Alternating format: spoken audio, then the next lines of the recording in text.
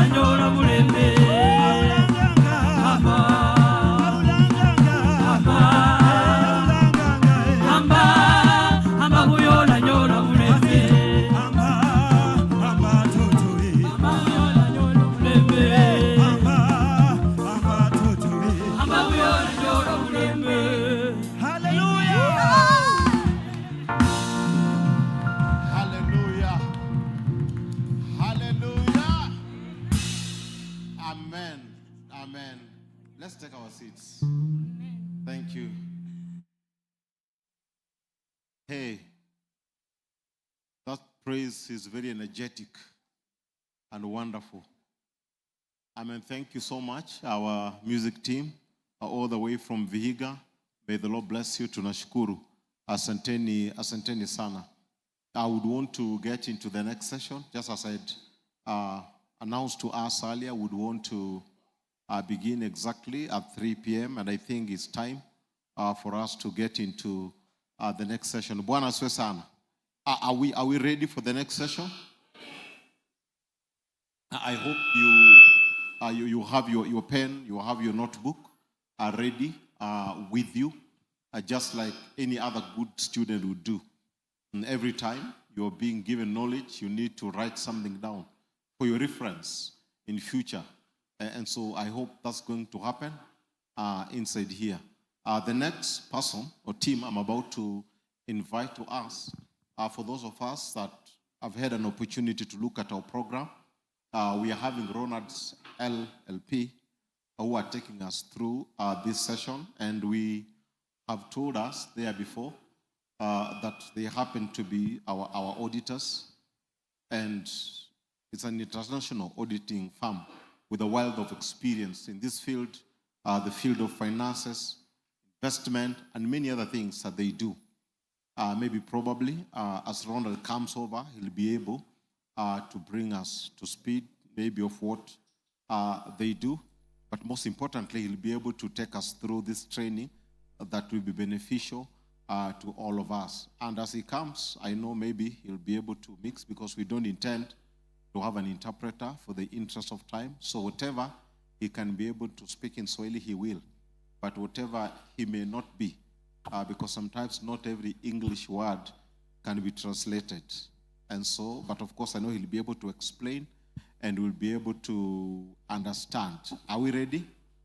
Can we put our hands together as we appreciate Ronald as Ronald comes over? Amen.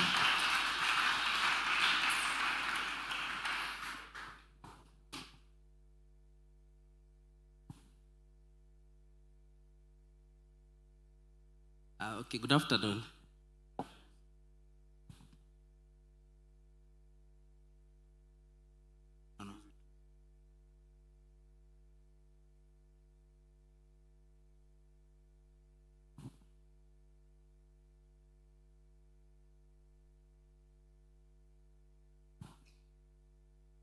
So, thank you so much, Pastor Ben and the entire pastoral team, also the organizers of this conference, for the opportunity for us to share a very important topic about money, isn't it?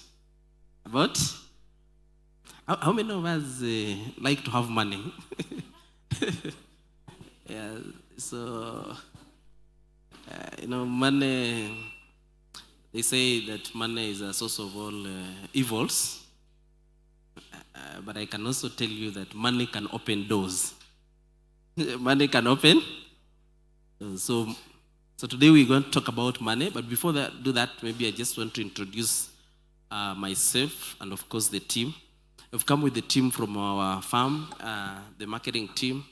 I have Caleb, who is also a member of this church, but is also a member of our marketing team. And I have Faith. Maybe you can just stand and you wave. And then we have Christine also there. I don't know if there's any other person.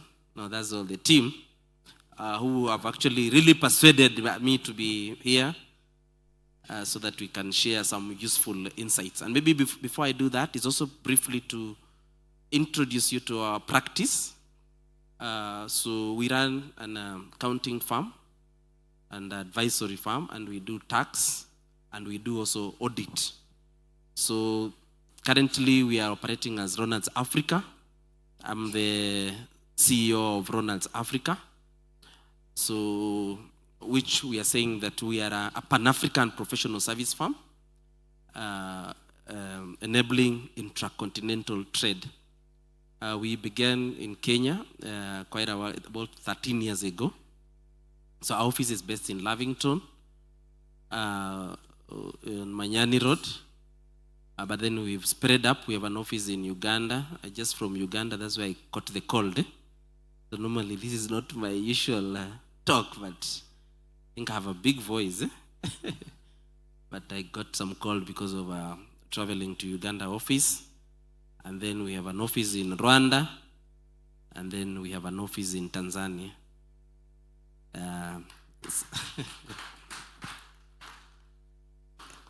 Yeah, so we do business in Somali, Mogadishu. We also do business in Ethiopia. We do business. How many of us have been to Mogadishu? Isn't it? How many of us, if you get some job there, you will go? Isn't it? Yeah, so my team often visits Mogadishu because we do some business there. Also Ethiopia, we do in Congo, in Djibouti. Now in Mauritius, we registered an office in Mauritius. And I'm trying to appeal the company to promote me to stay in Mauritius so that I can be being on holiday, isn't it? As I work. So that's why we have now Ronald's Africa. So in terms of our story a bit, from a humble beginning, we are a leading indigenous farm in Kenya. We were first established as Ronald's LLP in 2010, and we've come a long way. So we've grown in leaps and bounds for the last more of a decade now, and we offer a diverse service to large and mid-sized organizations, international organizations operating across Africa. At the same time, we also serve the government in different capacities. We are the outgoing auditors of the Auditor General and also other state corporations. So we've had some significant success in this market. We have a team of over 150 staffs across this African region. We serve more than 1,000 companies, about 1,500 companies. We have 8 partners. We have global representations in 110 countries. And we are represented globally by a firm called Alineo Global, which I believe you can see from the, I don't know, oh, it's not projecting, eh? Eh? Oh, it's projecting, eh? Ah, okay. Yeah, so we are members of Alineo Global, which is the second largest association of accounting firms operating in over 110 countries. So through that, just by a phone call, I can be able to incorporate your company in Delaware. I can also incorporate your company in Mauritius, in Dubai. I don't know if you want to ask me why you need to incorporate there. I know currently we are talking about the Finance Act. And you know, let me tell you, paying taxes is crazy. But there are people who pay very little taxes, isn't it? There are only 2 ways that you can avoid tax. One is either you'll be very poor, or 2, you'll be very rich, isn't it? So you must aspire to be there, isn't it? But poverty is not a choice. So if you want, you go to Dubai, tax is zero like this. But you can also incorporate your company there. In Mauritius, if you're operating in Mauritius, they've introduced a small tax like 15% and all that. So that is why you need to strategically position yourself. So our partnership with Alineo helps us to help companies operate globally. Yeah, there is also briefly about Alineo. I've talked about our East African representations. Our services, as I said, we do audit, we do tax advisory, corporate finance, outsourcing, training, advisory, and also we do technology in terms of automation of your business so that you operate a company professionally. You know, the challenge of a business, if you're running a company, if you lack professionalism, sometimes you can start a company or a business and that business become your biggest enemy, or you become a captive of that business. So for you, if you're looking forward to achieve financial freedom, it's important that you professionalize your business, put up systems, structures, and processes so that you'll be able to operate at a professional business. whether you're running a restaurant or you are running a transport business. I know there's a lot of business that you can run, and I will be telling you that business is one of the most assurance way to get financial freedom. Employment is good, but business is better if you want to achieve financial freedom. So we support you in that, and we have a program whereby we support small businesses to be able to attain that financial freedom in terms of building up those structures. So briefly, we are managed by a board of 4 board members. Currently, we are replacing 1 board member who stepped down because of other issues, conflicts. So we have another incoming board member. So that's our board members. We have a team, leadership team, which is very young, passionate, energetic, strong. So that is briefly about our farm. So I will go to what brought me here. So if you're a small business and you require support of our services to help you to restructure and run professionally, here we are. We will be able to support you. We've come up with an initiative which we are calling a professionalization of the SME business, and you can easily patronize that. You can also just visit for restructuring of your personal finance. I know the challenge is sometimes you might have you're struggling with regards to debt. We can help you to restructure your financial so that you not be drowning in a lot of debt.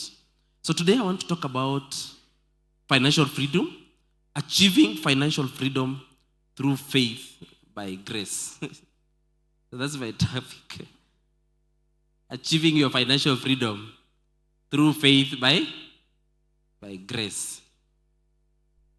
So I know there are 2 types of freedom, by the way. And I would say that, you can be free from different things. Sometimes we talk about freedom of speech, being able to talk the way we want, whereby we are free as citizens. And sometimes it's also being free from jail, whereby you are not jailed, isn't it? You are free. And but again, I believe that for us Christians, the ultimate freedom that we have is freedom from sins. And that is what you call righteousness. Being righteous is freedom from sin. For me, I believe that is the ultimate freedom that every person requires. Freedom from sin. Whereby you've been set free. You are no longer a slave to sins. And sins can really enslave you and stop you from achieving so much. So I believe that the greatest freedom that any person should have is righteousness. Being righteous is the number 1 freedom that you require. And the second freedom that you need is financial freedom. Financial freedom is the second important freedom besides freedom from sins. And why do you need financial freedom? That is also why we're going to discuss why you need financial freedom. Because it is possible to be very born again, free from sins. But sometimes because of lack of money as Christians, the devil ensnares and we actually fall, isn't it, into sin. Lack of finances is one of the biggest challenges for most families, for most individuals. You can see a great family and sometimes you see people divorcing and you ask them, what is the problem? And you realize it's not about love or anything. It's just because of financial issues. Now, the reason why most Christians remain financially captive is because, yes, they understand the issue of righteousness and the spiritual freedom because that is brought through what we call the saving grace of God. That comes at the point of salvation. And living according to the scripture, living according to God's word and promises is a topic that most Christians are very conversant with. But the challenge is now living financially free is a topic that is hardly, rarely preached in church, and yet is one of the biggest problems. The reason why most Pentecostal churches really struggle financially is because of lack of awareness in terms of financial freedom. And most people, that is why to achieve some big things in church is very difficult nowadays, because most Christians are not understanding the issue of money. And the next thing I will say is that, I would want to read the book of Philippians chapter 4 verse 19. And my God will meet all your needs according to the riches of his glory in Christ Jesus. It therefore means that financial freedom is not only worldly, but is also spiritual. That God desires that we have money, that we have money. The only challenge is just the way we know how to live holy as Christians, we also need to know how to also have money, how to acquire money, how to grow wealth, and how to be good stewards of financial resources. Say, yes, we have the knowledge, the skills, and abilities and understanding on how to be spiritually, to grow spiritually, and also how to be free from sin. So we need knowledge. So that is one of the things. So if you can write, one of the things that you require to be financially free is knowledge. Is knowledge. How money works, by the way. How money works. Because it is biblical for us to have money. It's biblical for us to achieve financial freedom. Good for that, those things. So what is financial freedom? Yeah? Oh, you want to interpret? Eh? Okay, okay, thank you. Oh, sorry, I'm very bad in Swahili especially. I don't know so many words in Swahili when I'm talking of finances. I remember I was doing a program in Radio Jambo about finances, and I had to drop because they were telling me to talk in Swahili. Eh? It's one of the most difficult thing talking about money in Swahili, but I know Pastor Benz is a guru in that. Yeah, sorry for that. Yeah. It's okay. Yeah. So what is financial freedom? Kupata uhuru wa kifedha ni kitu kipi? One, financial freedom, it means to be free from my financial captivity. Kupata uhuru wa kifedha inamaanisha kwanza kuwa uhuru tokana na utumwa wa kifedha. You know, financial captivity is whereby you will just do anything for money. If you're not financially free, you will do anything for money. Ukiwa mtumwa wa pesa, utafanya chochote kile sababu ya pesa. I know I've seen people saying, by the way, I can do anything so long as I can get money. It doesn't mean, I've seen even Christians working in a bar, Unajua kuna watu ambao wanafanya chochote kama ikiwa watapata pesa wanafanya chochote kile. And if you ask them, you say, no, so long as I can get money, but I'm wondering, is it really biblical? Na swali ni je, ni kibibilia kufanya hivyo kweli? So you are spiritual, but you are enslaved because you don't have money. So therefore, you do anything to get money because you are financially captive. Kuwa ule mtumwa wa kifedha, unajipata unaweza fanya chochote ili upate pesa. So to be financially free is to be out of that captivity whereby money does not determine, your lifestyle. You're not actually living according to the dictates of getting money. Na kuwa huru kifedha inamaanisha wewe sio pesa ambazo zinaamua jinsi ambapo unaishi. It also means to succeed financially while achieving your purpose. Pia kuwa uhuru kifedha inamaanisha unafanikiwa kifedha unapotimiza makusudi ya maisha. I think that one you need to write. To succeed financially while achieving your purpose. That is the greater meaning of financial freedom. Ani kufaulu kifedha unapotimiza makusudi yako. Maana ya pili ya uhuru wa kifedha ndio hiyo. There's one author who said, by the way, it is what the biggest tragedy in life is life without a purpose. Mwandishi mmoja akasema shida kubwa maishani ni maisha bila makusudi. But it's even a bigger tragedy when you succeed in the wrong purpose. Na shida kubwa zaidi ni kufaulu kwa makusudi yale ambayo hayafai. Because you can make money but still in the wrong purpose. That is not your God-given purpose. Maana unaweza pata pesa lakini kwa kusudi lile ambalo Mungu hakukupatia wewe. Because you can work in a bar, make money, but is that your purpose? Unaweza fanya kazi kwa klabu upate pesa, lakini je, hilo ni kusudi lako? Did God destine you to be working in a bar?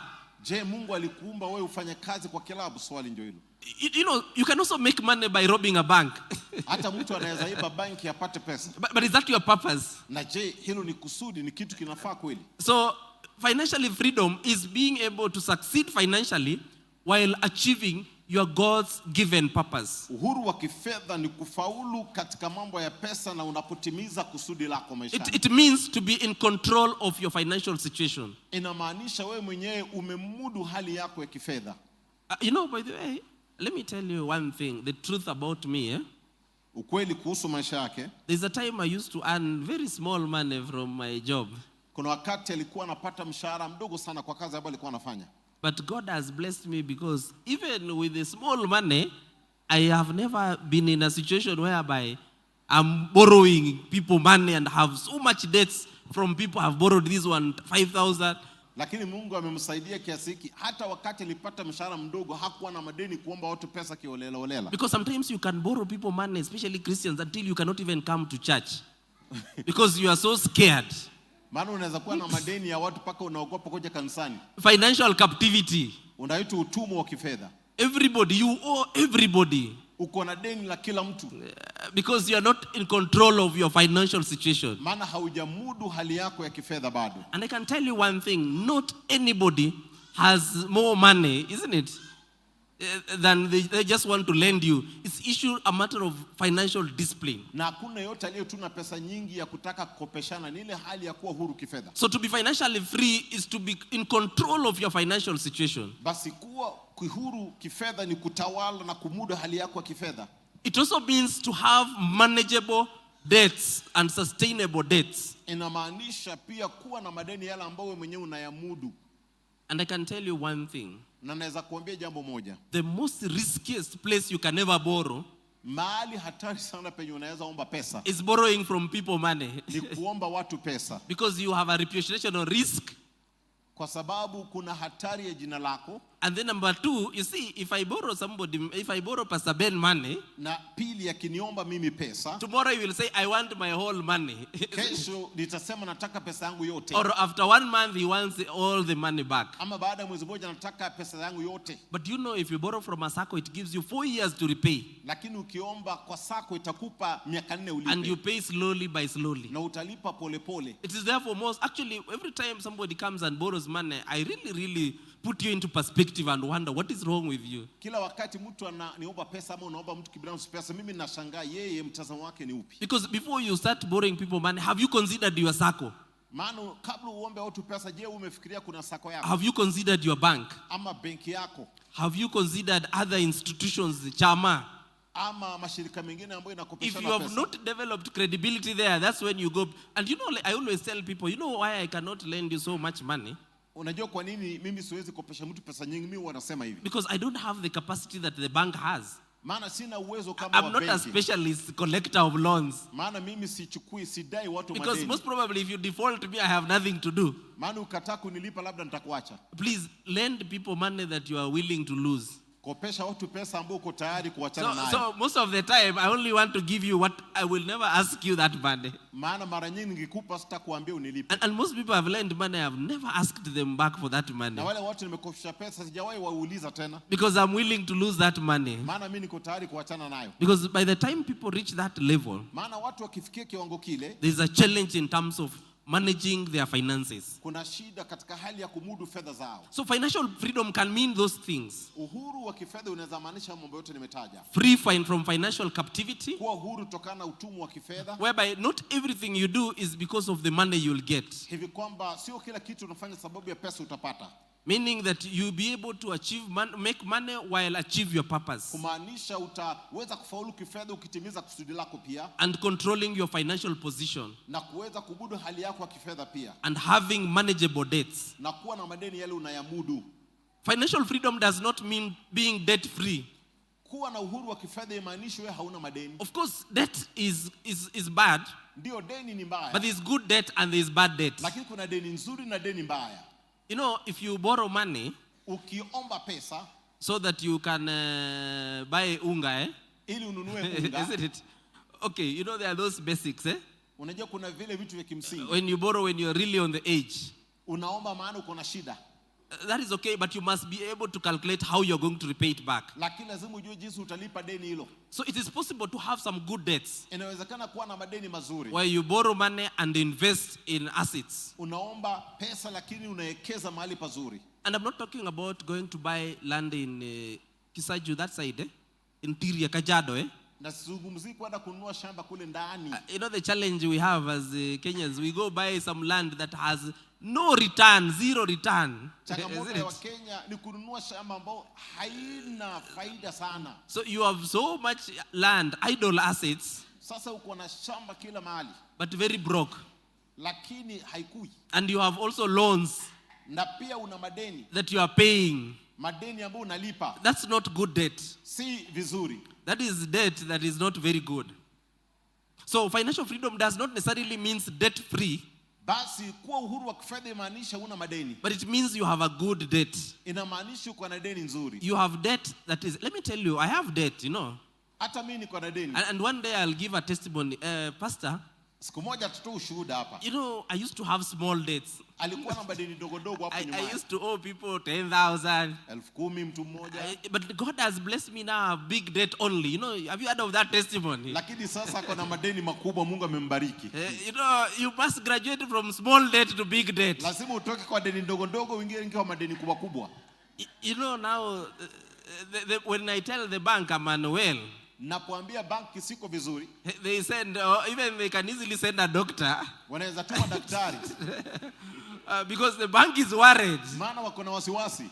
So God need to bless you so that you graduate from small debt. Mungu nitakana kubariki kutoka kwa madeni ndogo ndogo. You start taking debt that can change your life. Wanze kuwa na madeni kubwa kubadilisha maisha yako. I know sometimes I wonder why are people walking on foot? Wakati unashangaa watu wanatembea kwa mguu. And they are struggling. Na wanamenyana and the money is in the bank. Na pesa iko kwa bank. You know, you can go and take money from the bank and buy a car and just drive it. Unaweza chukua pesa kwa bank ununue gari na uendeshe. Because what is the worst that can happen?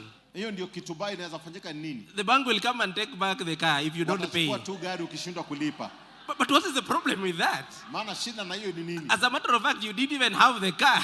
Maana hata huko ana gari lile. Hey, go and borrow and buy a car, by the way. Basi chukua deni ununue gari. If you really need a car, go to the bank, borrow and drive the car. Ukitaka gari enda kwa bank, chukua pesa, nunua gari uendeshe. And if you default, the bank will not kill you. Ukishindwa kulipa utauliwa na benki. It will come and take the car. Watachukua tu gari lao. But before you default, you will have really worked hard if you really need the car. Lakini kabla hujashindwa kulipa utakuwa umeendesha. Amen.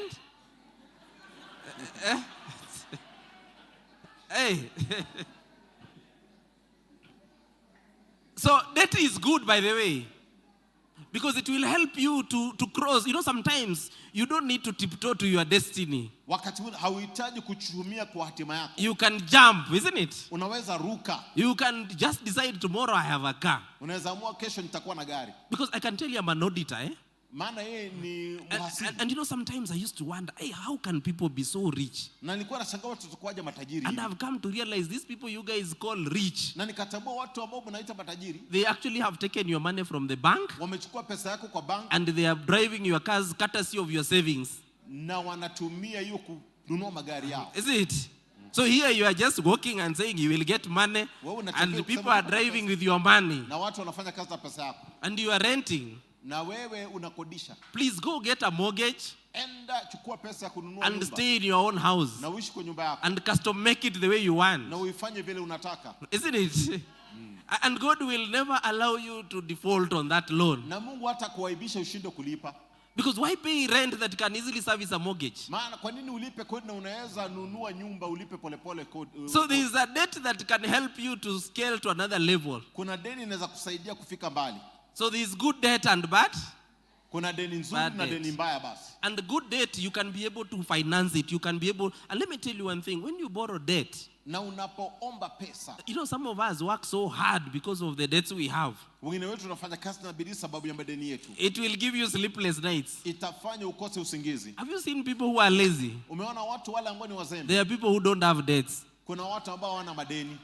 My friend, the day you have a real debt, Lakini siku ambapo uko na deni, you will get a million ideas how to make money. utapata mawazo mengi ya kutafuta pesa. Hey, please go and get debt. How many of us don't have debt? Ni wangapi hawana deni hapa? Go and get debt. Enda utafute. And don't go and borrow somebody 15,000, 20,000. Na usiombe kidogo kidogo. And then you start defaulting and making yourself a bad, name, Na unashindwa kulipa, unapata jina mbaya.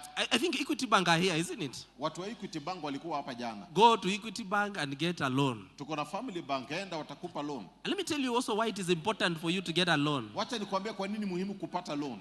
You know, when I started the company a couple of years ago, Alipoanza kampuni miaka ambayo imepita, even the bank could not lend me money hata benki hawangempa mkopo. because they will ask me, Ronald, give us your accounts. Maana waliniuliza ati nipe account And then yako. they will tell me that, because you are the owner of the company, we cannot give you any loan Ati maana wewe ni mwenye kampuni hatuwezi kupa mkopo. because you don't have a salary. Maana una mshahara. Those things helped me to restructure my life. Zikanisaidia kujipanga mimi. So I started saying I have a salary. Nikaanza kusema niko na mshahara. I started creating myself, adjusting. Nikaanza kujisaidia Then kujipanga eventually I kidogo. was able to qualify for debt. Baadaye nikaweza kupata mkopo. You know, when you start talking to the bank Ukianza kuongea na benki about borrowing, they start helping you to restructure your financial life. kuhusu kupata mkopo, wanakusaidia jinsi And utapanga you need maisha to yako. understand how to make yourself credit worthy. Na nitakana ujifunze jinsi nitakana banki kuamini kupe mkopo. Let me tell you, do you know even today, Unajua hata leo my bank normally calls and say, do you need any money?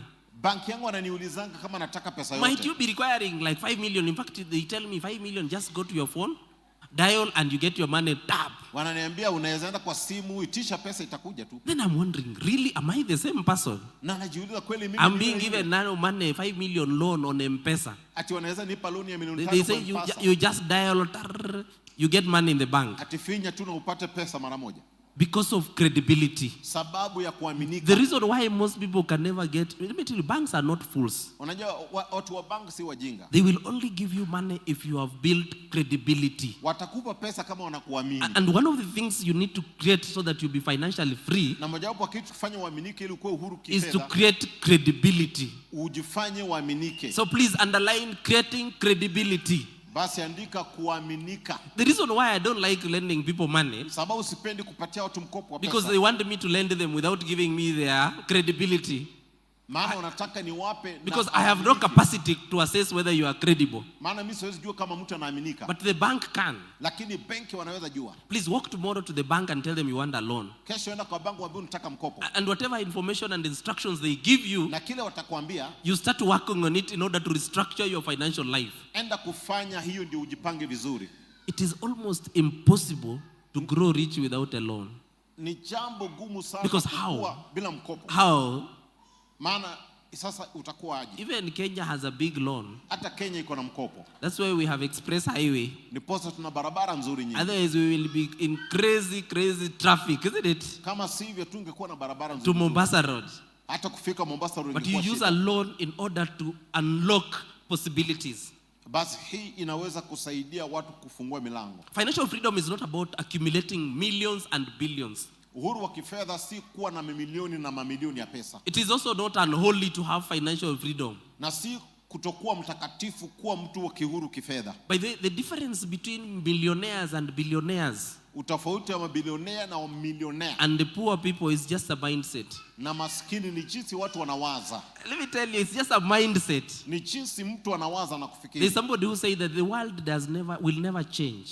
Kuna mtu alisema ulimwengu utabadilika. It is only minds that change. Ni mawazo ya wanadamu ambayo inabadilika. And let me tell you, millionaire begins in the mind. Kwa milionea inaanzia kwa mawazo. And then it manifests in the practice. Na baadaye inaonekana nje. It's not about being lucky. Si kuhusu kuwa mtu wa bahati. It's about being strategic. ni kuwa mtu ambaye amejiweka na kujipanga vizuri. And really wanting to be financially free. Na kutaka kuwa uhuru katika mambo ya kifedha. So it's actually purely a matter of mindset. Ni hali ya jinsi mtu anawaza. So if you want to become financially free, ukitaka kuwa huru kwa mambo ya pesa, if you want to become a millionaire and a billionaire, ukitaka kuwa millionaire ama billionaire, start changing your mindset. Anza kubadilisha jinsi unawaza. You know, there are people by there here. Kuna watu hapa. You stay in a plot. Unakaa ama kuishi kwa plot. That plot has so many trouble. Ile plot ina shida nyingi. But you will never move from that plot. Na utawahi hamati. Because you're always saying, you know, this place is very secure. Maana unasema hapa kuna usalama. Who told you that is the only secure plot in Nairobi? Nani kwambia hapo tu kuna usalama Nairobi? That plot doesn't even have water. Haina hata maji. The toilets are not working. Show hazifanyi kazi. And you are just there, you know, the rent is not very high. Na unasema hapa kodi si ya juu. Until you change your mind, paka umebadilisha you will be there forever. Na sasa unakaa hapo milele. Until you say by there, enough is enough. Paka useme imetosha. I have to move. Lazima nitoke hapa. That's a rich man's mindset. Hayo ni mawazo ya mtu tajiri. They never settle for mediocrity. Hawakai mahali pa katikati. It's mindset. Ni mawazo. Until you say like Jabez and say, change my name. Paka useme kama Yabezi nibadilisha. From this suffering. Kutoka kwa mateso. There is a plot by there. I used to live here. I moved by the way very early in the morning. Kuna plot nilikuwa nikiishi hapa. Because you know, when I was showering very early, I was just hearing things doing in my back. Because you know, at night, those bathrooms, and I said I have to move to another better place. And I moved to another house. And I could not even afford the rent. But now we can pay. We could pay that. After some time, when we bought the same house. So, you know, if you don't have financial freedom, you know, it's about how do you adjust your mindset. Kuwa na uhuru wa kifedha ni jinsi utaweza kuwaza kwa njia tofauti. There are all those people who say that, you know, I need better salary to have financial freedom. Kuna wale wanasema nahitaji mshahara mzuri niweze kuwa. I need a big income. Nahitaji mshahara mnono. That is only mindset. Hiyo tu ni mawazo. Because you can have so much money. Maana unaweza kuwa na pesa nyingi. But in really big trouble. Lakini uko na shida tele. Because you don't know how to manage. Hujui jinsi ya kumudu pesa zako. Your salary can increase. Mshahara unaweza ongezeka. But still you'll be trouble. Lakini bado uko na shida. Amen? Amen. Yeah, I can see some people are sleeping. It's not easy.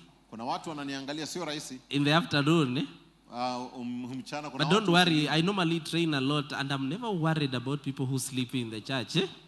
Unajua mimi nafundisha na uwanga sijali watu wale wanalala. Because I know it is not easy to get peace to have a sleep, isn't it?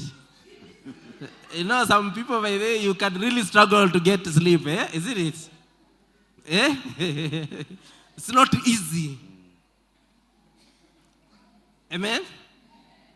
Yeah, so truth about financial freedom, ukweli kuhusu uhuru wa kifedha, it gives you peace of mind to live your purpose. Inakupa amani kuishi makusudi yako na kutimiza. You know, if you're financially broke, I would not even have come here.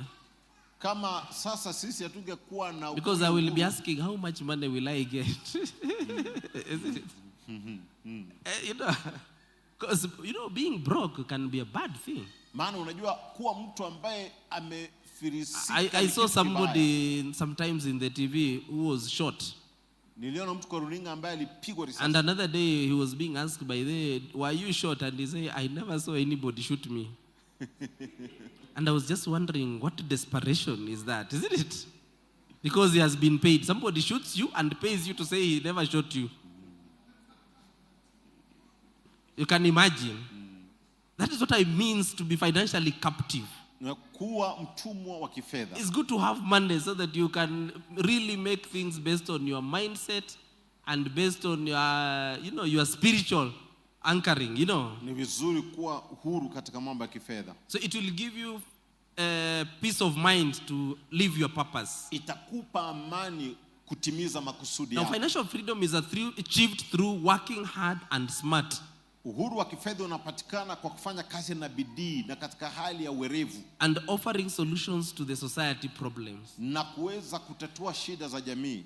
I remember Pastor Morris, somebody was telling me that Pastor Morris here, he used to chase people from church during daytime. Youth, you know, youth could practice here every day from Monday to Friday. And the Pastor Morris will tell them, please go and work. Isn't it? Because you will not get financial freedom by praying here from morning to evening. Isn't it? It is achieved through working hard and smart. Uhuru wa kifedha unapatikana kwa kufanya kazi na bidii na uwerevu. Not only hard but also smart. Na bidii na pia kwa njia ya uwerevu. Yeah, smartness. You know, you can work in a mjengo for many years and really financially captive. Maana unaweza fanya kazi kwa mjengo miaka mingi lakini bado hutapata ule uhuru wa kifedha tuseme. But why not graduate to a contractor? Basi unajua mtu mwerevu sasa atakuwa contractor. If you are a mjengo, you can be a contractor. Maana kama wewe ni mtu wa mjengo unaweza kuwa mtu wa contractor pia. I know my cousin who never went to school but now he used to work in a mjengo, now he's a contractor and he makes a lot of money. Najua binamu yangu ambaye alikuwa mtu wa mjengo lakini sasa ni contractor. He's graduated.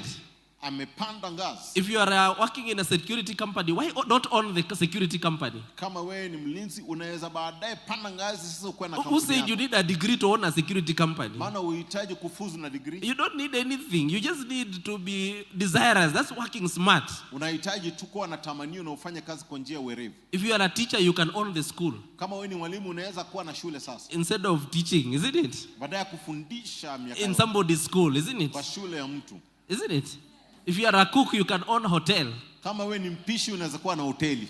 If you are a house girl, you can even own a house girl bureau. Kama wewe ni house girl sasa unaweza anza kuandika house girl. And train people how to be good house girls. Na ufundishe watu jinsi ya kuwa house girls. Now that is working smart. Hiyo ni kufanya kazi kwa uwerevu. Isn't it? You can also start outsourcing house girls, isn't it? Na tunaanza kutafutia watu wasichana wa kazi. You become a big bureau company. Na ukue kampuni ya kusambaza wasichana wa kazi. Amen. That is now working smart. Hiyo ni kufanya kazi kwa uwerevu. But working hard is now just being loyal to your profession. Lakini kufanya kazi na bidii ni kuendelea tu kufanya kazi na nguvu. And not thinking very big, isn't it? Bila kufikiria kwa njia tofauti. If you are a manager, you can be a CEO. Kama wewe ni manager unaweza kuwa CEO. Isn't it? Why content to just manage? Kwa nini ubakie tu pale kwa And yet manager? there are so many CEO opportunities in this country. Na kuna nafasi nyingi za kuwa CEO mkubwa wa kampuni. If you are driving an Uber, you must always purpose to have your own Uber after some time. Kama unaendesha Uber unaweza panga uweze kuwa na yako wakati mmoja. And I know people are saying here, you know, where will you get money? Na kuna watu wanauliza pesa nitatoa wapi? Let me tell you, if you have an idea, kama uko na wazo there is no way you will lack capital. Hakuna jinsi utakosa pesa. Because I've told you can walk to the bank and they give you money. Nimwambia unaweza enda kwa bank wakupe pesa. And you buy your own Uber. Na ununue Uber yako. Why will you drive somebody's Uber for the next 10, 20 years? Kwa nini uendeshe Uber ya mtu kwa miaka 20? Hey, think big, man. Fikiria kwa njia kubwa. And own your own Uber. Na sasa uwe na yako. Isn't it? If you are selling in a hardware, you can even have your own hardware. Kama unauza kwa hardware unaweza sasa kuwa na yako. But in Kenya there are so many business opportunities. Kenya kuna nafasi nyingi sana za biashara. There is one man I met, is a white man from Australia. Kapata mzungu mmoja kutoka Australia siku moja. And he told me he had slept on the streets for so many years trying to raise money for poor kids in Kibera. Kaniambia alilala barabarani akijaribu kutafuta pesa ya watoto maskini kule. He will actually borrow and say, please help the kids in Kibera. Angeomba pesa ili asaidie wale watoto. And then he will fundraise and bring money to the kids in Kibra, you know. Na angechanga pesa kupelekea wale watoto. Then when he came to Kibra and he stayed there for about 1 year and we used to support him. Na alipoishi Kibra mwaka mmoja tulikuwa tunamfadhili. He said he will never do such a thing anymore.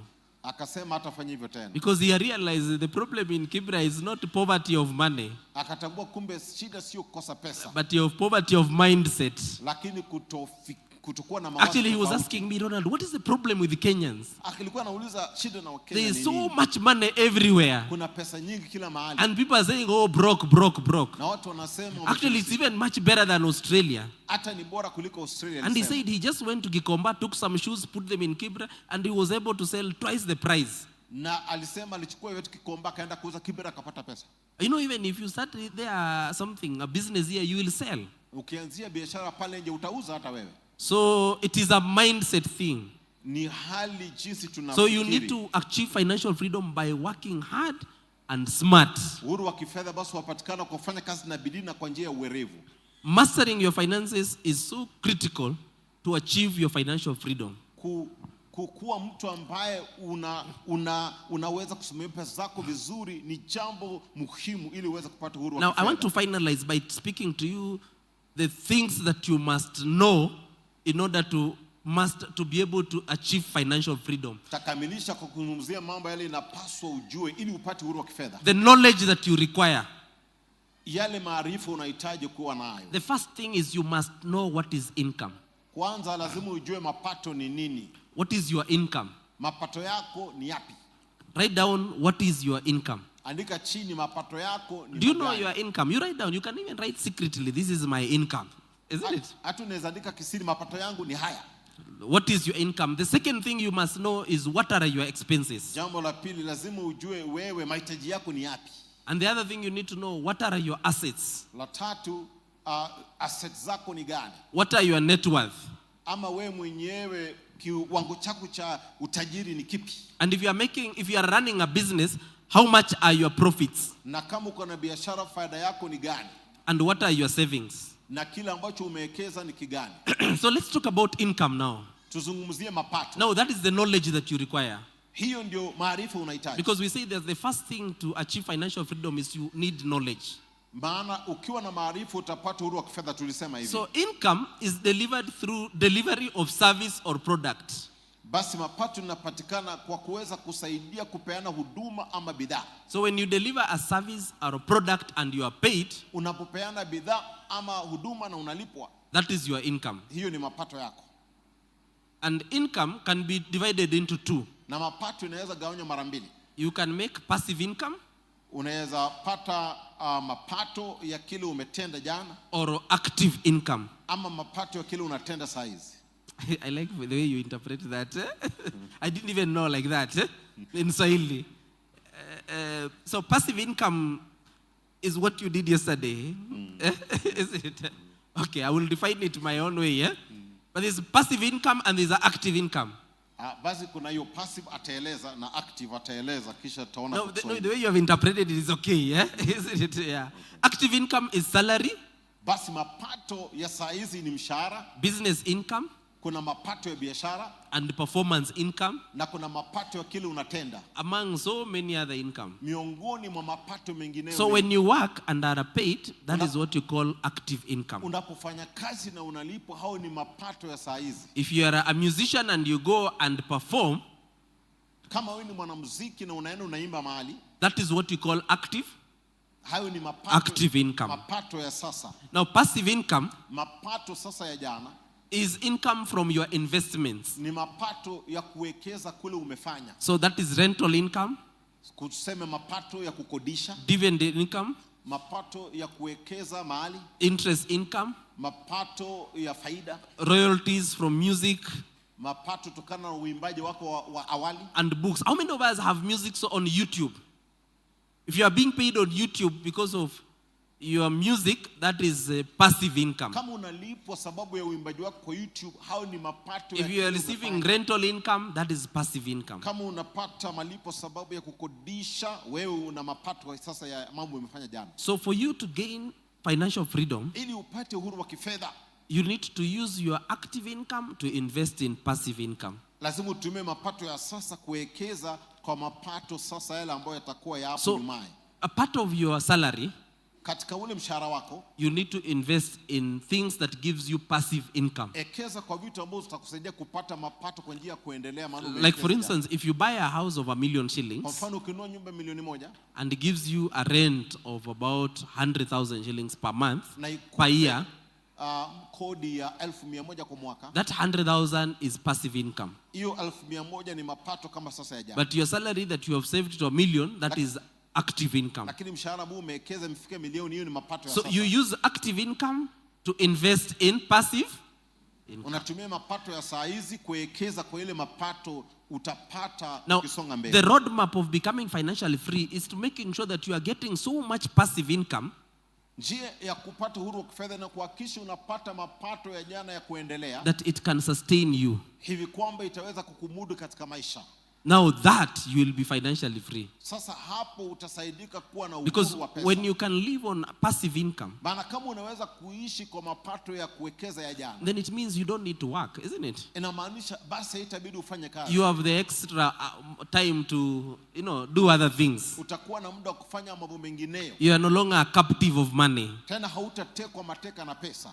So you need to make sure that you have grown your active income. Make the most out of it, because active income has a shelf life. Kwa sababu mapato ya sasa iko na mwisho wake. Because you will not be earning salary until you are 90 years. Maana utapata mshahara paka miaka yako 90. It reaches a time you are so tired and even so weak. Inafikia mahali hauna nguvu, wewe ni mdhaifu. You can no longer work. Hauwezi fanya kazi tena. So what will help you is your passive income. Kitakachokusaidia ni kule kuwekeza umefanya. The investments that you have made. Kule kuwekeza umefanya maishani. It is very important therefore, when you are still active, ni muhimu kama bado uko na nguvu, make the most out of it. Tumia nafasi ile vizuri. But don't squander the whole of that money. Lakini usitumie ile pesa yote. Start investing slowly by slowly. Anza kuwekeza polepole. In things that gives you passive income. Kwa vitu ambavyo vitakusaidia kupata mapato polepole. Invest in rental properties.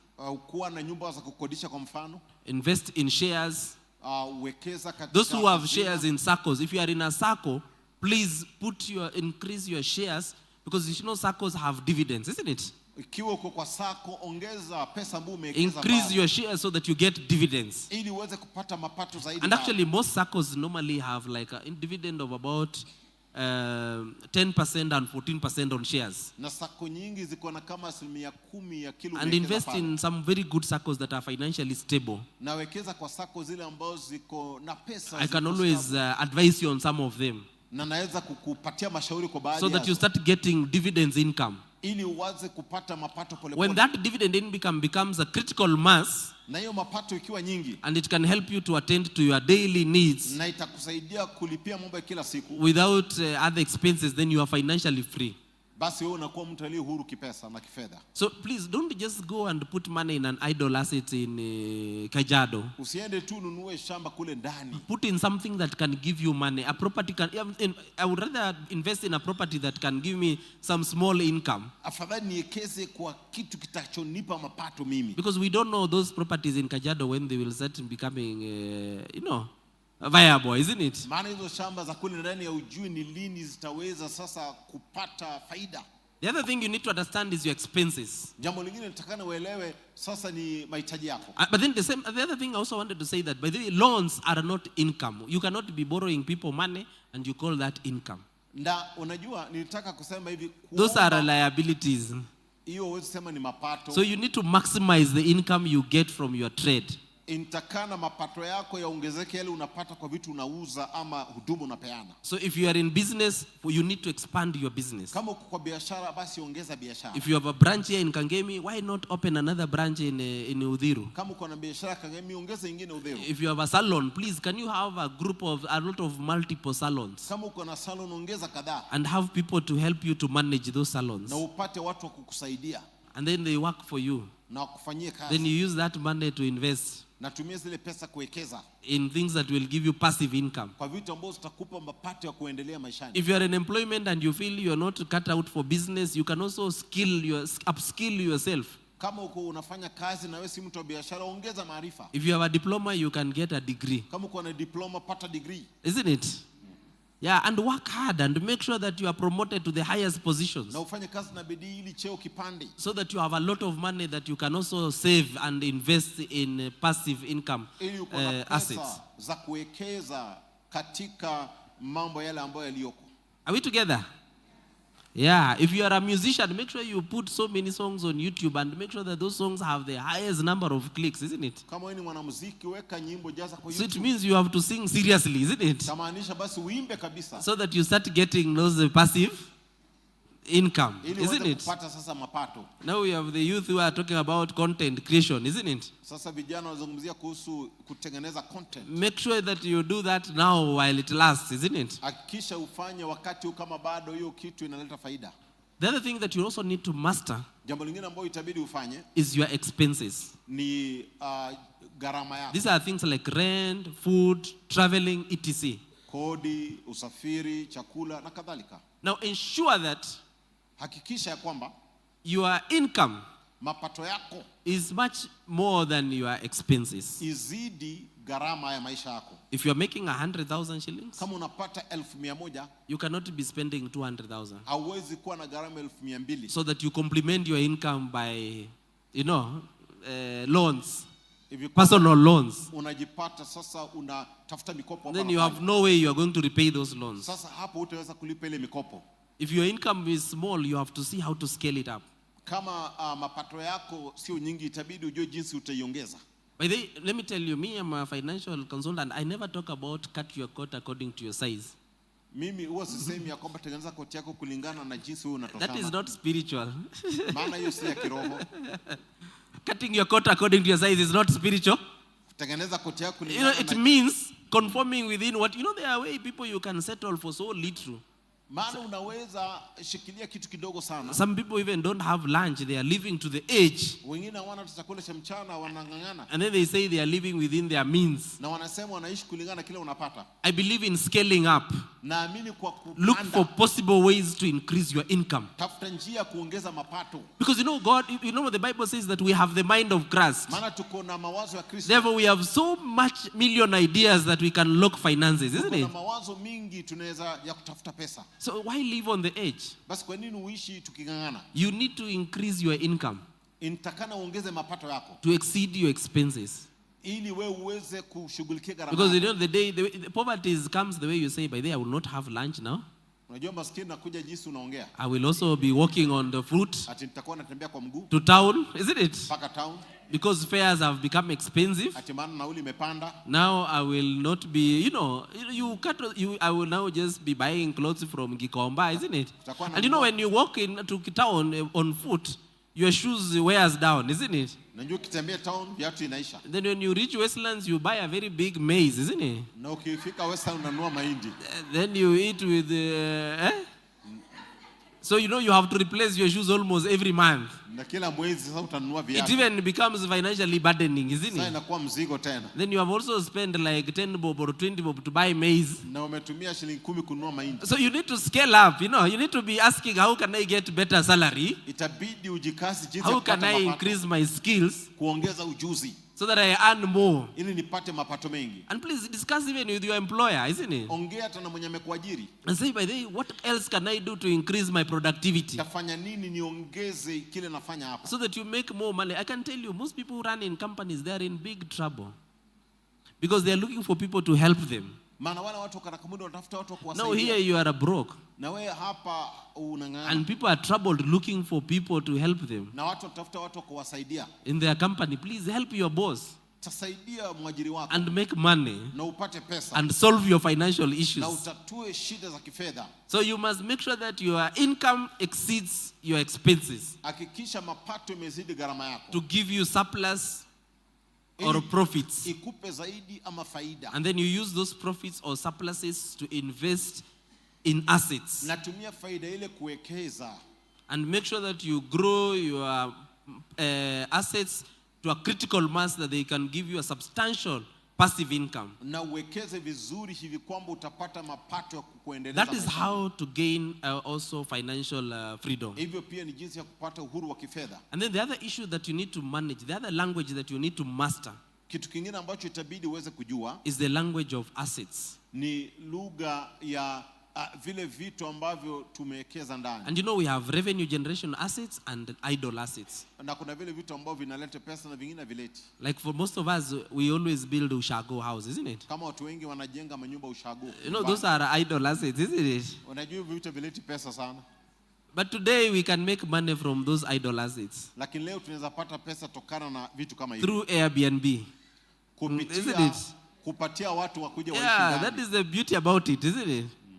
You can make money through Airbnb, whereby people get some temporal rentals, isn't it? Mahali pale unaweza kodisha watu kwa muda mfupi. And make money from your assets. Na upate pesa tokana na nyumba yako kwa mfano. You can be having some cars, you can always use them, isn't it? Unaweza kuwa na magari na uweze kukodisha pia. To make your money. Ili kupata pesa. You can even rent land to somebody to farm, isn't it? Kama uko na shamba unaweza kodisha. And you get lease income. Alime na upate mapato pia. Yeah, you can also, if you have land and you don't have construction money, you can now partner with somebody to construct and you share rent. Kama uko na shamba una pesa kujenga, mtu mwingine anaweza jenga na muweze kupata. Instead of keeping some idle land somewhere. Badala ya kuweka shamba na utumii. It's more of being assets, being smart now. Ni kuwa mwerevu.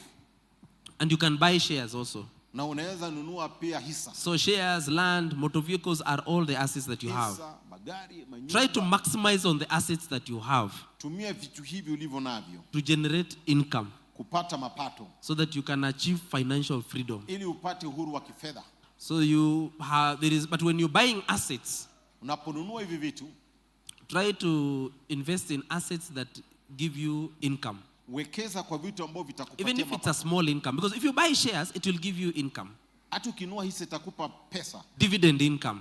Itakupa pesa. If you invest in money market fund, these are other places that you can also save in. Money market fund. Ukiwekeza kwa money market fund. For the money that you want to accumulate, like for instance, if you are saving and accumulate, instead of saving money in the bank, badala ya kuwekeza kwa bank kila wakati, save it in a money market fund. Weka kwa money market fund. It will give you interest. Pale utapata faida. And you will use that money to generate interest income, and you will be actually the money will grow, it will multiply. Na hiyo pesa itaongeza faida yake baadaye. Instead of just having some idle money in the bank. Badala ya kuweka tu pesa kwa bank na utumii. Are we there together? Yeah, so those are some of the ways. The other way you can do is also manage your liabilities. Pia uweze kuwa ule mtu ana manage liabilities zake kwa hii maisha. Liabilities is what you owe to other people. Ama kile kitu madeni ulio nao kwa watu wengine. Yeah, so you need to develop credibility to borrow from banks rather than individuals. Uwe mtu wa kuaminika hivi kwamba banki itakupa pesa na si tu watu pekee. Yeah, so you must make sure that the reason why most people cannot borrow, as I say, the biggest problem is credibility. Sababu watu hawezi kuomba pesa nilisema kwa sababu hawaaminiki watu wengi. In fact, don't lend to somebody who can never borrow from the bank. Usiwahi kopesha mtu pesa ambaye bank haiwezi because kupatia. that person will never pay you. Maana ule mtu atawahi kukulipa. Because once the bank determines that you cannot pay, maana bank ikisema huyu hawezi lipa, why should I lend you money? Kwa nini mimi nikukopesha? I'm not a bank. Na mimi sio bank. And you know the bank, na unajua bank, there's a way they can pursue you for recovery. Wanaweza kukufuata mpaka ulipe. But do you have the capacity to pursue somebody recovery? Lakini uko na uwezo wa kufuatilia mtu akulipe deni. You start following up with the people, oh, you owe me money, you owe me, it will become your full-time job. Hiyo itakuwa kazi yako. Do you have auctioneers? Unless you have an auctioneer or you are an auctioneer by yourself, labda ukuwe na ule ujuzi wa kutafuta pesa mtu amekuomba. Yeah, you can. So you need to make sure that as a person and let me tell you, personal loans can never help you to be rich. Mikopo ya kibinafsi haiwezi kukusaidia kutajirika. So borrow from the bank. Pata mkopo kutoka kwa benki. But SACCOs are better than banks, eh? Lakini SACCO pia zinasaidia because they offer good lower interest rates. Maana interest yao sio kubwa sana. The only problem with SACCO, most of them don't do long-term borrowing, eh? Shida na SACCO ni kwamba hauwezi ukalipa kwa muda mrefu. They do short-term borrowing. Wanalipa tu kwa muda mfupi. So you need to make sure that you capitalize on that, eh? Hakikisha basi uweze kujua hayo mambo. Put some money in the SACCOs and you borrow for short-term investments, because mostly SACCO they borrow 48 months, eh? They give 48 months. So you see now, if you are borrowing for long, you cannot. It's very difficult to borrow money for a house from the SACCO for construction, because it will increase it will put a lot of pressure on your cash flow. But there are some SACCOs I've seen they give mortgages. Eh? If you can get that, the better. Actually, sometimes you can see some mortgages, they will be almost equivalent to your rent. You calculate well, eh? Like now, most properties in Nairobi are for sale, isn't it? If you compute well, you'll realize that some of the mortgage interest there, they're almost equivalent to your rent. So why invest? So you can borrow now that loan and put it into the assets that give you that income. Sorry, I'm not able to see the time now. Oh, so you're finishing now. Yeah, so let me tell you about fuel prices, eh? And let me tell you about taxes, eh? And let me tell you about what else by the electricity, eh? Now those things should only worry people without faith. Because if you are a person of faith, eh, you must be of good courage. Because without faith, you can die so many times. Eh? Especially because of our social media and media. Eh? You can be dying every day. Actually, these are times of faith, by the way. It's only the people who are faithful that will triumph. Because, now there is nothing good that can give you hope. And faith is believing in things that you can never see. I told you last time that there are times, I like Pastor Chris Oyakilome, who says that there are times that physical giants used to rule. The times of Goliath. People with sophisticated weapons like Hitler. But then there was a revolution, And the revolution, some people, the mental giants took over from the physical giants. So the world has been being ruled by people who are mentally smart. People who came up with very unique inventions. People like Henry Ford, who invented cars. People who came up with very great formulas that revolutionize how things are being done. But now the world is now being taken over by spiritual giants. People who believe. Similarly, now the financial world is led by spiritual giants. People who believe and are not intimidated by the environment. The environment of inflation. Because if the dollar is depreciating, and then I will start in buying dollars, isn't it? Isn't it? You must start also invest. Can you go and open a dollar account? Isn't it? Also go and open a dollar account, isn't it? So that you start also trading in dollars. Who said that you cannot trade in dollars, isn't it? Do you know now you can sell anything abroad, by the way? Through Facebook. Instead of doing so many messages on Facebook and some crazy chats, please start trading online. If you do YouTube, you'll be paid in dollars. So you better start now investing in dollars. So if you're able to conform mindset and strategize, and then will not be intimidated by this fuel. Because what to do? Are you going to give up? You just need to be now to toughen yourself. Because there's somebody who say that when the tough gets going, when the going gets tough, the tough gets. Yeah. You must be tougher and believe. Sometimes we call ourselves believers, but we are not really believers because we are the people who don't do business. The people who do business should only be the believers. Because business is so uncertain. When you invest, it's uncertainty. But how comes these people of the world, they seem to be the one believing more than we believe? Because if you are not starting a business, then you don't have faith. So if we say we are people of faith, we must really be practitioners of faith.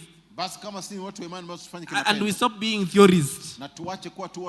Oh, I have faith, but you cannot even start a kiosk. Because every time you start, you're saying, what if customers don't come? What if you give so many excuses?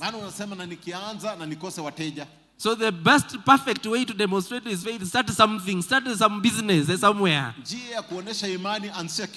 And believe God will provide. That is real faith now.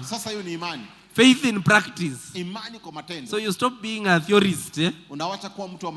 Sometimes I just realize we are just theorists because we say, oh, we are people of faith, but then where is it in action? Yeah, so that is also what you need in order to get financial freedom. You must be a person of faith. The other issue that you need to know is increase your net worth. So,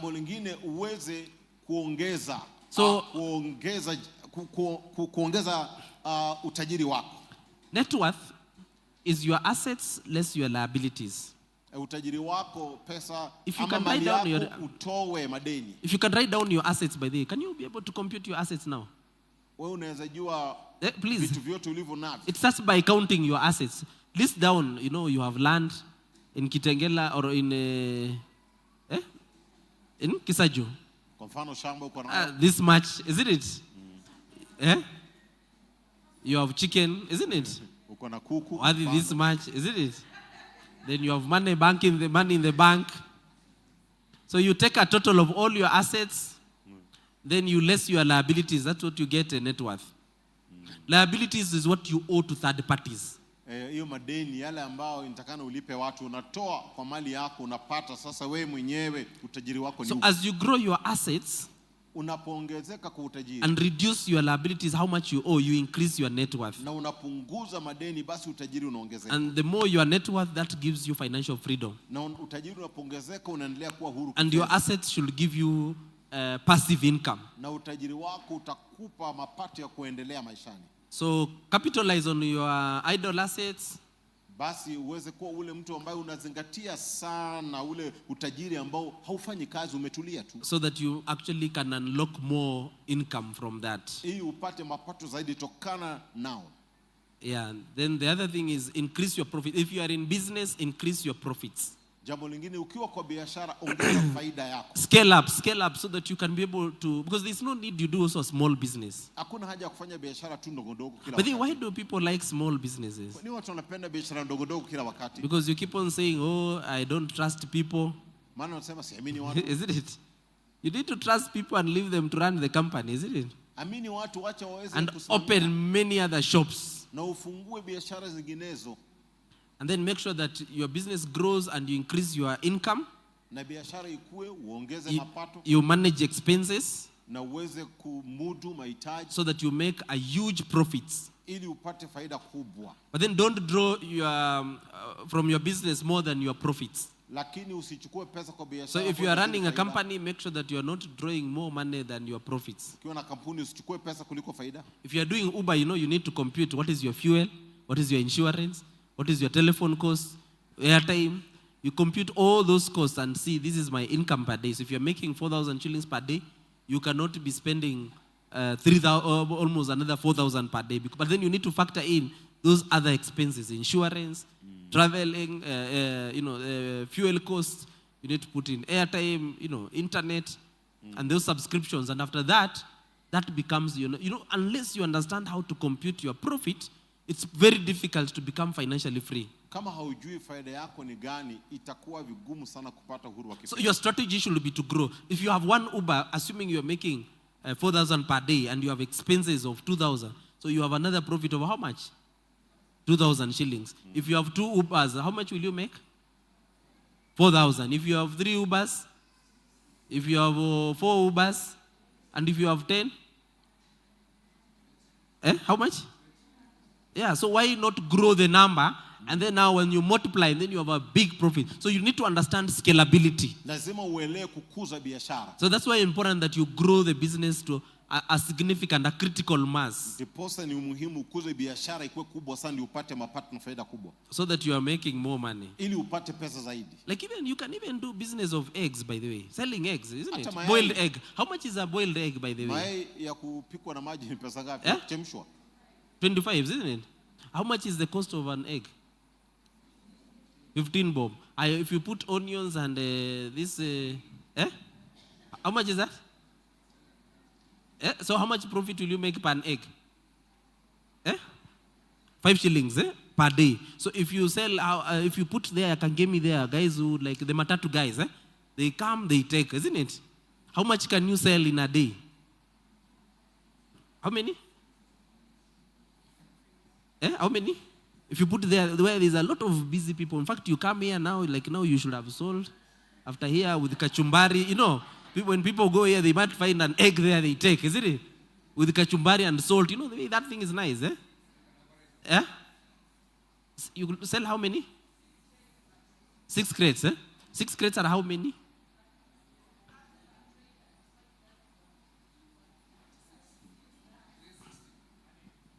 Yeah? How much is it? 360 shillings. 360 eggs. Times a profit of 5 shillings. How much is that? Hey, compute your profit by there. You need to know. Now we want to start that business here, isn't it? Live. How much is that? 1,800 per day.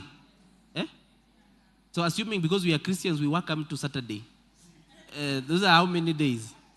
6 days times 6 days. Times 30. Times 4 weeks, sorry. 43,000? So why are people employed for 10,000 and they're just happy? And 20. But then must you be employed, really? And then you start blaming your boss, you are muindi there, anilipangi, and there's so you can sell eggs, isn't it? So why are people broke, by the way? And in fact, to buy a crate of eggs, how much is that?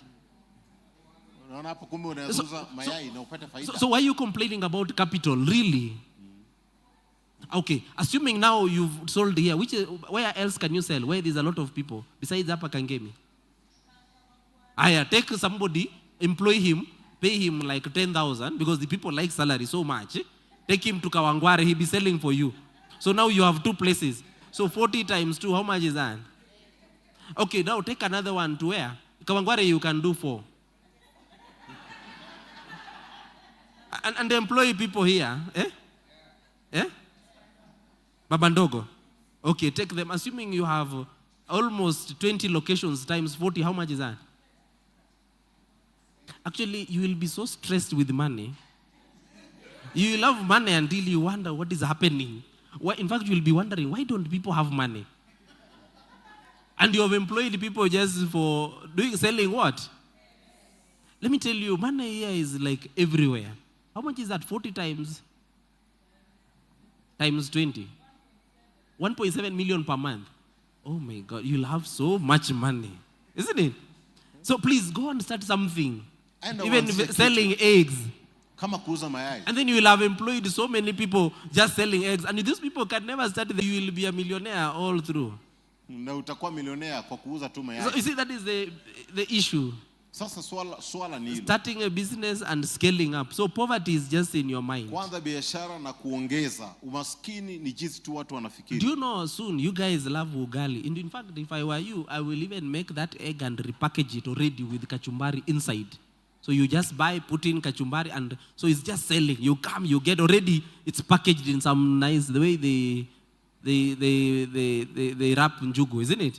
So you just pick, give them. Isn't it? And you get somebody to be singing.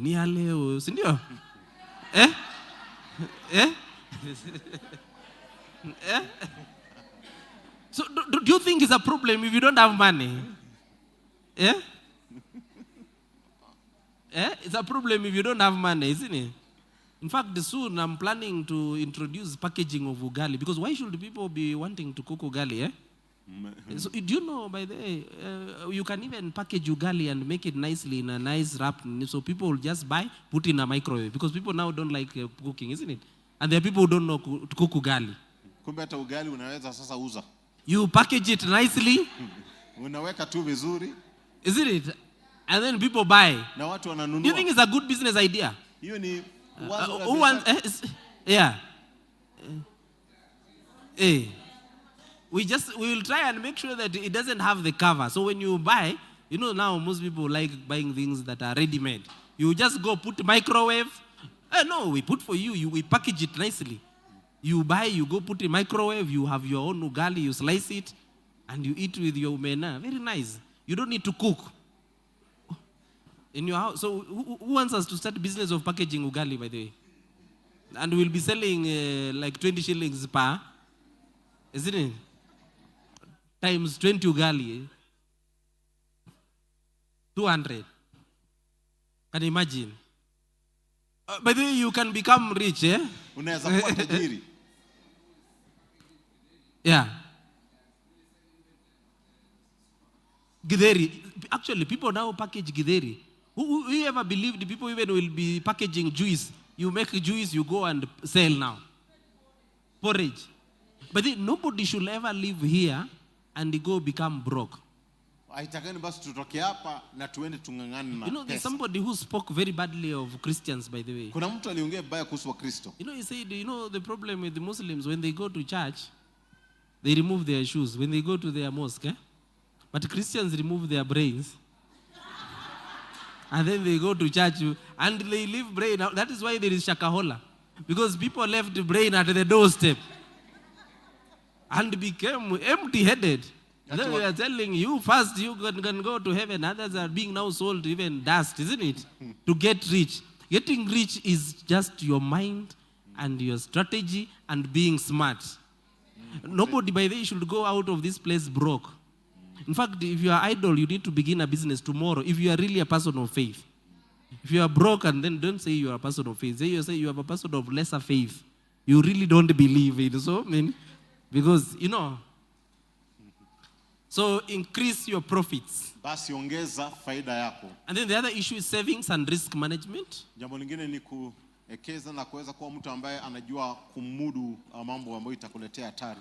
Because there is the issue of retirement. Maana kuna ile hali ya kuweza kuretire. Plan for your retirement. Pangia retirement yako. But retirement is not when you retire from work. Na hiyo retirement si wakati ambapo sasa unaacha kufanya kazi.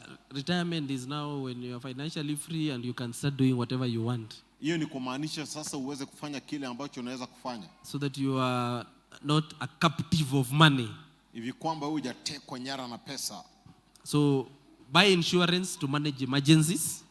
Nunua bima ili uweze kuwa. It's not a must you accumulate so much money. You can always just, if you have things like insurance, pensions, you can live on the edge and invest most of the money you have. The reason why most of us keep a lot of money is because of emergencies. But why do you keep money for emergencies? That's why you need an insurance, isn't it? And then now you can continue being happy, isn't it? Yeah. Then have appreciating assets. That will help you to safeguard you against being broke.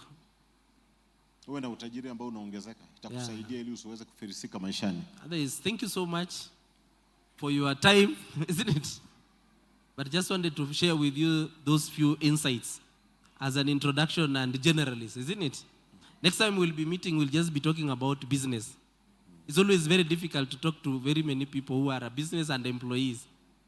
But it's good another day we talk about business. Those who are in business. So we'll be having another forum just for those in business. Or who want to open a what? Yeah, so that we can comprehend, isn't it? But I can tell you there are millions of business ideas, isn't it? Do you know by the way, everybody has a business idea? But out of a population of these people we are here, only 10% people with business idea take a step. Only what? And after the 10% take a step, only 10% of those 10% can endure when their businesses start having problems, isn't it? That's why when people see business have problems, they quit. Isn't it? Because it doesn't mean that when you start a business or when you start any enterprise, it's automatically going to be a smooth sail. It will have ups and downs. But then what determines really entrepreneurs is the ability to withstand those ups and downs and challenges. So I'm not talking about people today, they will start a hardware.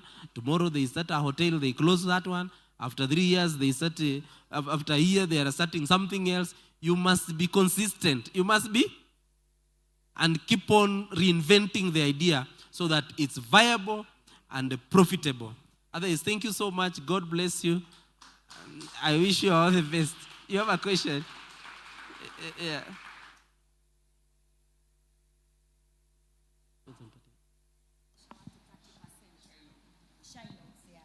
Oh, Shylocks. Yeah, maybe I want to start a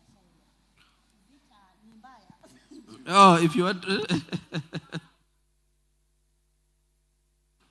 Yeah.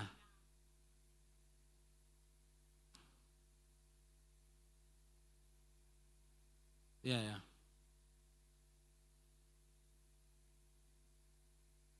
Oh, Shylocks, eh? By the way, starting that business, for me, I'm only interested in Shylocks in one thing. If I'm the business owner, I'm happy. If I'm owning a Shylock, then okay. But the problem is if you are borrowing, which business, unless you have a business that gives you more than 30%, 40% per month, it is completely uneconomical. And why will you borrow from Shylocks? Because you've not built credibility with the financial institutions. You see, the first step is SACCO. If you cannot borrow SACCO, borrow from a bank. So please generate credibility because banks are lending you maybe at 15% per year. That is almost 1.5% per month. Why will you be borrowing from Shylock? People who borrow from Shylock, it actually most often really the situation has really run away from. They have actually lost control because they don't know their income, their expenses, their assets, their liabilities. It has actually overrun their ability. That is why they go to Shylocks. But use formal banks and financial institutions. That will give you cheaper. Because see, the problem in the as a person who is mindful about financial freedom, you need to have the financial intellect to know the cost of finance. Why will you borrow at 30% when you can borrow at 1.5%, 12% per annum?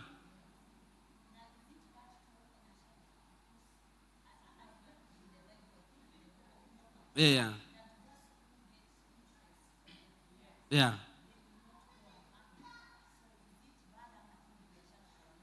You know, there's another religion I know where they don't pay interest. Do you know that is part of how do you call those sects? You know, it can really captivate you. They are actually very captive. It's very difficult to scale a company without some form of funding. Funding can either be debt or equity, some other people coming to buy into your business. So we will need to look at that scripture in context, in what environment were they talking about. But interest is okay as long as, even Shylock is not bad, because sometimes you can have a really bad emergency. You need money. Now, if Shylock can work for you, you leverage it, it's okay. But do not make Shylock as a way of life. Please take charge of your financials. Even these Tala loans, you need to be, in fact, prayed for so that God can save you from small debts, isn't it? So that you start borrowing real debts for projects, isn't it? Because will you borrow a Tala loan to do a project? Yeah.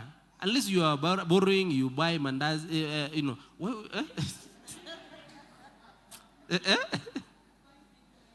Yeah?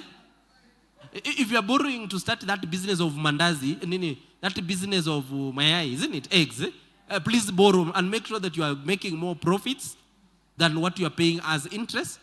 But with the time now, you get your own capital and move. But don't borrow from these institutions whereby you borrow and you pay so much interest rate. You must consider the cost of finance. Yeah. Yeah. Any other question? Yeah.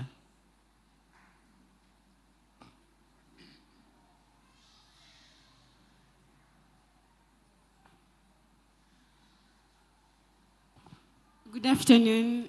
My name is Winnie. Thank you so much for the amazing presentation. I have a question though. How do you strike a balance between career and business? For example, someone working from 8 to 5 and they want to venture into a business, but then you were talking about kuajiri mtu kawangware kangemi. But you realize sometimes when you're not there, they're very cheeky people when you're naizanza kuibia. But then you also don't want to let go of your job or your career because sometimes what you're doing is what is financing the business for a period of time. So how do you strike the balance between your job and also your business so that both of them are given the best that they can? Thank you. I'm not an advocate of moonlighting, you know, whereby you have a job and then you are doing some other things. Because sometimes you can do that and you actually give your employer a raw deal. Because either you are not effective at a work, because you are juggling with the other businesses, then you fail to actually progress at workplace. At the same time, your business is not doing very well. Do you know your purpose? If your purpose is in business, please get full time into it and God will take care of you. If your purpose is in employment, please get in employment fully and God will also take care of and scale up and give all your best and your heart, isn't it? You will never fail. The issue of giving people to manage for you, and sometimes, let me tell you, the issue is when you start a business, you're asked to learn leadership, how to trust people, how to motivate them, how to keep them. Like now, I have an office in Uganda, in Rwanda, in Tanzania. Am I there? It's being run by People you are saying cheeky. But really, if you have motivated them enough, you've given them a bigger purpose, they will work for you. You have no business. You have to learn leadership. Actually, next time I will talk to you the most fundamental skills that you require in order to run a company. One is people management. You must know how to manage people, how to motivate them, how to retain them, how to reward them. And number two, you must know finances, isn't it? You must know how to manage your money. And number three, you must manage issues to do with marketing, how to sell the business. And then number four, you must how to work with your phone or IT.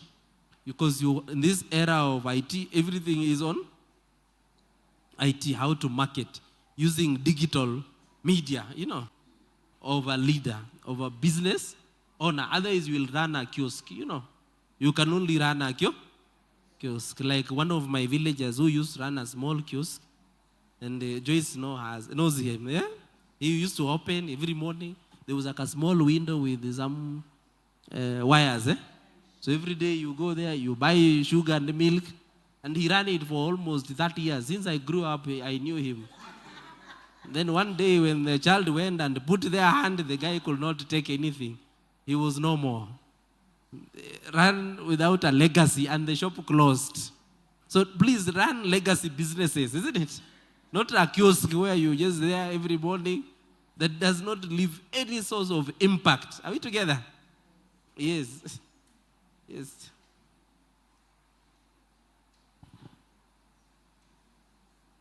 Bwana asifiwe. Amen. Kile nilitaka kuuliza nafikiri ni yeye ameuliza, ukifungua biashara. Unajua watu wanasema, kuna msemo huko nje kwa wafanyabiashara, eti biashara ni wewe mwenyewe. Uwe hapo, ndio uone vile kunaendelea. So nilikuwa nataka kuuliza kile ameuliza tu, kufungua na kuweka watu tofauti, wengine uwajui. Wewe uko na roho kabisa unataka kufanya ile biashara, lakini wale umewaandika wao wanataka wakuangushe wewe. So umeambia tu watu hapa, watu waandikwe alafu wafungue zao. Sasa wataangusha hiyo yako. Wakiwa kwa harakati ya kwenda kufungua hizo zao. Sisi umwambia mtu kama ameandikwa kwa hoteli, anajua hoteli vile ina run. Ule umeacha kwa hoteli ni yule anajua penye unapata supplies zako na vile unarun hiyo biashara.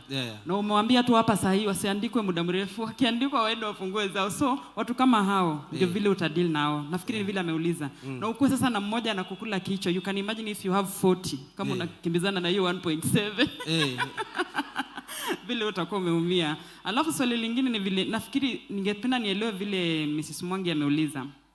Kuna pahali kwa Biblia inasema si vizuri kuriba ya juu. Interest, kucharge interest. So nafikiri alikuwa anauliza kama vile mimi naelewa. Kama Mkristo ni sawa kufungua biashara ya kupeana pesa, Shylock.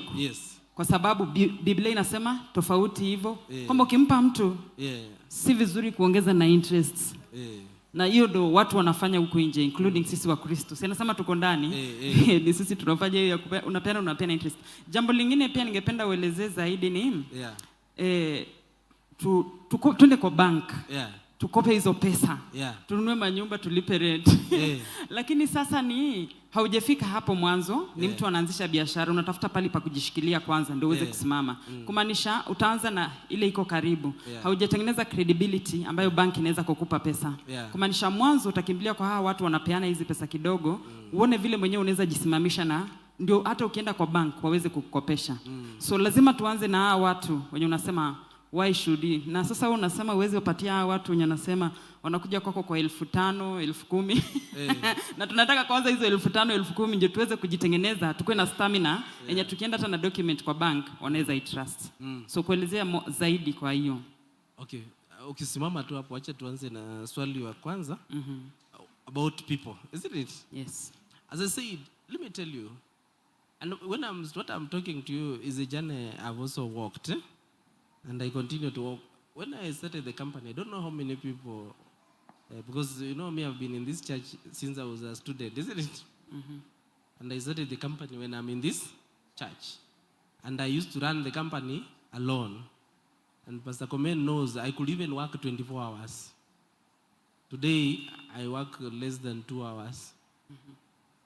Because actually, I'm no longer even, I don't remember the last time I did accounts, isn't it? And I run an accounting firm. The people who have helped me so much are people. Because now with the 150 staffs, I am more free. And I make more money than I used to make when I was a one man. So you need to look at people as resources.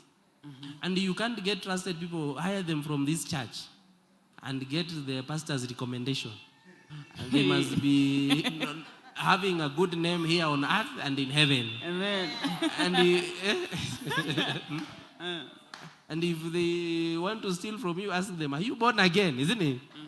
Yeah, so make sure. And if you fail, also hire other people. As a business person, you never give up on people. You keep on trying, because it's possible you'll get 1 or 2 people who will mess you up. But that does not mean all people are bad. Yeah, if I was like, oh, I can't hire people, today I will be in the office working alone and making very little like this. Yeah. You will never be able to move to another company, to another level if you are working. Otherwise, there is, in fact, I failed to show you something. We normally call it, you come from employment, then you go to self-employment. There's no difference between self-employment and employment, because you're only working for yourself. But when you go to business, you have many people complementing your income. So your responsibility is to actually manage those people and motivate them. Then you will be able to grow to another level. Sure. So for those who run self-employment, a small kiosk or a small business, or you are professional, you are just there, you can't actually experience real wealth. You understand? Yes. Until you move to business. After even you move to business, you appoint even people to manage that and even live out of that company. You become only a shareholder. If in fact you need another CEO like you to run your company, and you become now an investor. Isn't it? Yes. Now that is ultimate wealth, isn't it? Where you are no longer running a company, but you are only an investor, isn't it? Yeah, like for instance, have you ever seen Equity Bank, James Mwangi, when you go borrow a loan from here? Or you guys, he comes to sign all the checks. Isn't it? Did he sign? Okay, has the bank failed because James Mwangi was not there? No. It's a matter of skills. It's a matter of knowing people and scaling up. Yeah. The issue of interest, as I said, that as Christians, we believe interest is not haram, isn't it? You know, Muslims say interest is haram. But I have studied that faith, and because I work with a lot with the Muslims, that is a very big issue. Because of that lack of interest, they are not able to, they really struggle with that issue. I have so many Muslim companies who are just struggling to get the funds, isn't it? So if you are a Christian, I don't believe unless, that's what I'm saying, sometimes when you read the Bible, you know, we need to read it in the context. Under what context was it being written? Borrow money and unlock your business to the next level. As a matter of fact, they say they don't pay interest, they only share profits. If you study it very well, it's all on the same thing. It's a zero-sum game, isn't it? True. The third one you're saying is what? The third one was about, what was it? Yeah? Shylock, open a Shylock if you have the business model. Every business has its own challenges. You know why the Shylock's interests are high? Because the risks are very high. Because most often there are no collaterals. Isn't it? Yes. The third thing I was asking, nimekumbuka, ilikuwa hiyo ya kutangulia kabla ujitengeneze credibility ya kwenda kwa bank kuchukua hizo pesa. Si lazima kwanza uanze na hizi ndogo ndogo za kukopa fulani, nipe 5. Start slowly by slowly and develop capabilities and scale up. Eventually you become big, isn't it? True. Starting small is not a problem. Remaining small is the problem. Plan to scale up business so that you can employ more people. The more people you employ, the more God blesses you. Amen. You create employment for people who are not cut out for business. There are just some people, they are so scared. True. They will never run scared of losses.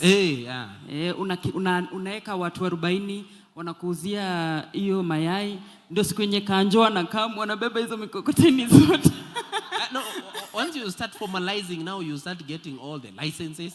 And there's a way you can now start doing mayai. In fact, I look forward for another kiosk here, just selling mayai. More in a formal with the licenses, everything. You start formalizing. True.